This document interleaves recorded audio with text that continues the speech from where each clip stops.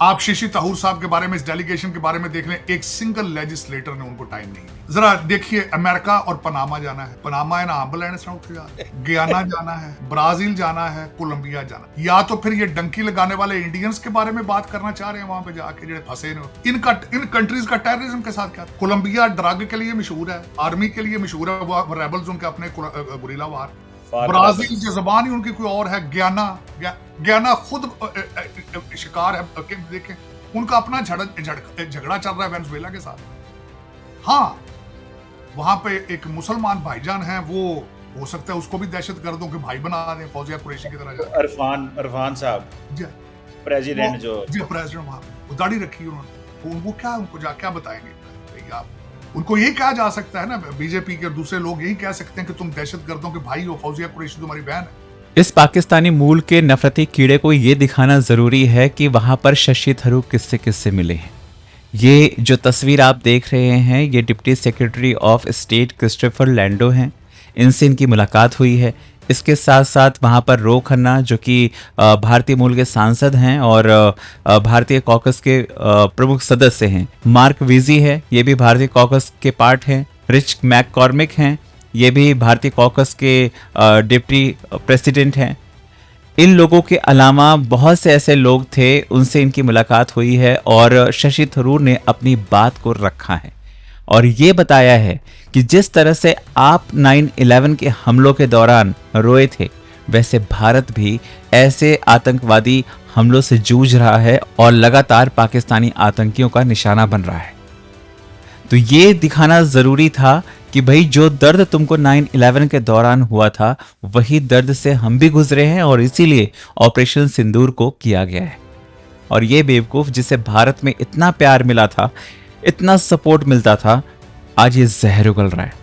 जिहादी होता है भाई। चीमा साहब, पनामा का क्या रिलेशनशिप है दहशतगर्दी? फिर स्टेटमेंट दी है हमारे शशि तरूर को, मैं बहुत बड़ा फैन है उनका, but is very scholarly person himself. इन्होंने किताबें बड़ी लिखी, खासकर ब्रिटिश दौर के बारे में बड़ी अच्छी किताबें इन्होंने लिखी। शशि तरूर साहब ने फरमाया 9/11 पे मैं गया हूं और जो अमेरिका जिस तरह करता है वैसे ही हम करेंगे। यार, आप यही तो आपका इशू है डोनाल्ड ट्रंप के साथ। You think you are still portraying that you are larger than America, you are larger than Donald Trump. किस तरह फिर ये लोग आपसे बात करेंगे? आपको भी साजिद तरार की मूर्खता पर हंसी आ रही होगी। इस बंदे को इतनी समझ नहीं है कि भारत कभी किसी की रेस में नहीं है, भारत को किसी के साथ बराबरी नहीं करना। भारत बस वेस्ट कंट्रीज को यही बताना चाहता है। पहले वेस्ट कंट्रीज क्या करते थे? उनको कोई फर्क नहीं पड़ता था, उनको तो लगता ही नहीं था कि आतंकवाद होता था। समझे, जब भी हम कोई बात कहते थे, जब भी इंडिया कोई सबूत भी देता था, उनकी आंखें बंद हो जाती थी। लेकिन जब 9/11 होता है, उनके घर में हादसा होता है, तब कहने लग जाते थे हाँ कुछ तो होता है। तो जैसे अमेरिका ने रिएक्ट किया था, ठीक उसी तरह से भारत ने भी रिएक्ट किया है और भारत आगे रिएक्ट करेगा। भाई, अगर आप आतंकवाद का सहारा लेते हैं हमें डिस्टर्ब करने के लिए, तो हमारा भी हक बनता है कि हम अपनी फोर्सेस से आपको पूरी तरह से नष्ट कर दें। भारत ने वही किया है और आने वाले समय में ये होता रहेगा और इसलिए साजिद तरार को बहुत प्रॉब्लम हो रहा है। सवाए हाँ, मैं बताना चाहता हूं, उनको एकेडमिया के लोग मिले हैं, थिंक टैंक के लोग मिले हैं। मीडिया ने बिल्कुल जवाब नहीं दिया, लेकिन उन्होंने कहा है मीडिया से बातें कि एकेडमिया और थिंक टैंक्स के लोग कौन मिले वो भी बता देता हूं। सिर्फ और सिर्फ भारतीय निजात जो लोग वहां थे वो मिले। एकेडमिया के लोग जो मिले हैं, यूनिवर्सिटियों के प्रोफेसर, वो भी जो भारत से आके यहां पढ़ा रहे हैं। थिंक टैंक्स में जहां जहां हमारे भारतीय निजात बच्चे हैं वो मिले उनको। चले चीमा साहब, लेकिन दूसरी तरफ चलते हैं थोड़ी देर। मैं दूसरी तरफ का कंपैरिजन करना चाहता हूं। 30 के करीब ममालिक में ये वेकेशन ट्रिप जा चुके हैं, 30 के करीब। अब ये कर क्या रहे हैं मैं बताना चाहूंगा। चीमा साहब 30 कंट्रीज में जब जाएंगे, कश्मीर का नाम लेंगे। कश्मीर का मुद्दा खुद पकड़ के ये 30 कंट्रीज में ले जाके बता रहे हैं कि कश्मीर के अंदर ये हो रहा है। किसी को हो सकता है पहले कश्मीर के स्पेलिंग भी ना आते हो। दूसरी तरफ हमारे शहबाज शरीफ साहब दौरे पे जा चुके हैं ईरान के और यूएई के, वो शुक्रिया अदा करते फिर तुर्किया पहुंचे हुए हैं। और उसके बाद आपका जो बिलावल भुट्टो साहब हैं, जाहिर है उन्होंने भी बाहर जाना था, वेकेशन काफी अरसा हो गया। वो सुना है सिर्फ 3-4 कंट्रीज में जाएंगे जहां का कोई टिकट सस्ते लगे हुए थे, तो उन्होंने वो booking.com पे वो भी चले गए। तो चीमा साहब ये हकीकत, ये वेकेशन है, सारी वेकेशन ड्यू थी दोनों। इधर ही लॉटरी निकला ये दुआ पासे, हमारे भुट्टो साहब की भी निकल आई, उधर थरूर साहब की भी निकल आई, बाकी और साहब को पूछते कौन नहीं था वहां, वो बेचारा सारा दिन उस ट्रोलिंग करते थे। बीजेपी के जो लोड़े लपाड़े बच्चे थे वो सारा दिन उनकी ट्रोलिंग करते थे। मैं उनकी स्टेट में गया हूँ, लोग उनके बड़े मदाह हैं। तेलंगाना नहीं, वो केरला से, अच्छा केरला से हैं और हिंदी बिल्कुल नहीं जानते आप। मैंने उनको बोलते देखा, आज भी बड़ी टूटी फूटी हिंदी उन्होंने बोली। केरला में लोग अपनी जुबान नहीं बोलते हैं, वो ना हिंदी जानते हैं और थोड़े बहुत इंग्लिश जानते हैं। और वहां पे सोशलिस्ट गवर्नमेंट, सोशलिस्ट कम्युनिस्ट। तो चीमा साहब दर हकीकत ये वेकेशन ट्रिप है, करें इस पे एंजॉय करें, रिलैक्स करें, लेकिन ये कि जो वहां पे काश अच्छा मिलते क्यों नहीं लोगों से, भी मैं बताता हूँ। चीमा साहब 30 मुल्कों में जाएंगे तो वहां से किसी ने अगर पूछ लिया कि प्रूफ क्या था, आप बगैर किसी सॉलिड प्रूफ के तीसरी वर्ल्ड वार एटॉमिक जंग लड़ने की तैयारियां कर चुके हैं, आप कर रहे हैं अभी भी। Is it fair? 4 टुकड़े 6 टुकड़े मार दो, मैं फलां का गला देखना चाहूंगा, मैं चीखें सुनना चाहता हूं, लाहौर से कराची से चीखें नहीं आ रही।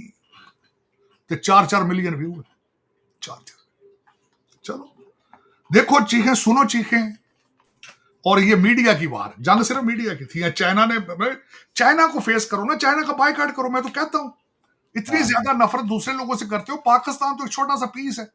आप खुद कहते हो नहीं, आप खुद कहते हो ना चाइना की प्रोडक्ट है ये, तो चाइना का बायकॉट करो। आज डोनाल्ड ट्रंप ने मुंह उधर किया, अमेरिका का बायकॉट करो ना भाई।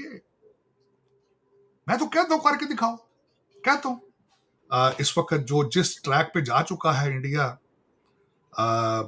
और जब तक ये यू टर्न नहीं लेगा, पाकिस्तान के लिए ना ले, आप अपने लिए यू टर्न ले, प्लान बी पर जाएं, और को एग्जिस्टेंस और लोगों से मिलके दुनिया के साथ, मैं पाकिस्तान की बात नहीं कर रहा हूं, खुदा रहा, अमेरिका से मिलकर चलने की कोशिश करें, चाइना से मिलकर चलने की कोशिश करें। अमेरिका भी तो चलता ही है ना, चाइना भी तो चलता ही है दुनिया के साथ। चाइना ने कौन सा ताइवान के ऊपर हमला कर दिया? चीमा साहब तो तैयारी तो करते हैं, वो हमला किया तो नहीं ना अभी उन्होंने। और कोशिश करें, जो गलतियां हो जाती हैं, इंसानों से गलतियां होती हैं, कोई ऐसी बात नहीं।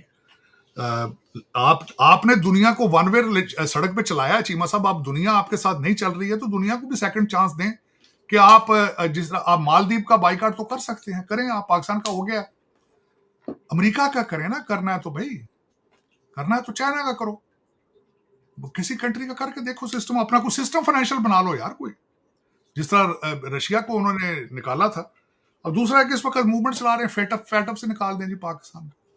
दरअसल क्या कर सकेगा वो? तो तारड़ साहब अमेरिका की उस वक्त की डिमांड थी हमें कुछ, वो देखें, ये यूएन सिक्योरिटी काउंसिल रेजोल्यूशन जो था 1267 जिसकी बात आप कर रहे हैं, वो तो पुराना था। लेकिन उस वक्त अमेरिका जाते जाते पाकिस्तान से कोई चीज़ें करना चाहता था, आर्म ट्विस्टिंग कर रहा था, और उन्होंने हमें FATF में डाला, वो लकूनाज हमने फुल कर दिए। अब वो लीगल एवेन्यूज भी कंप्लीट हैं, हाफिज सईद को भी जेलें हो गई, उससे हम बाहर निकल गए। अब हमें कौन पकड़ेगा वहां पे? अब इंडिया जो गुस्से से जा रहा है इंटरनेशनल अदारों में, इससे दुनिया को नहीं पता कि इनकी तो ऑलरेडी लड़ाई है, ये तो बायस्ड है। चीमा साहब, इसमें आप मजीद मजलूम नजर आते हैं। ये अपने आप गलत फैसले कर रहे हैं। इसमें लगता है कि दे आर इमोशन, ये गुस्से में इतने आगे जा चुके हैं कि दे कैन कमिट सुइसाइड। अब ये इतना गुस्सा जो दिखा रहे हैं, आप और मजलूम नजर आते हैं।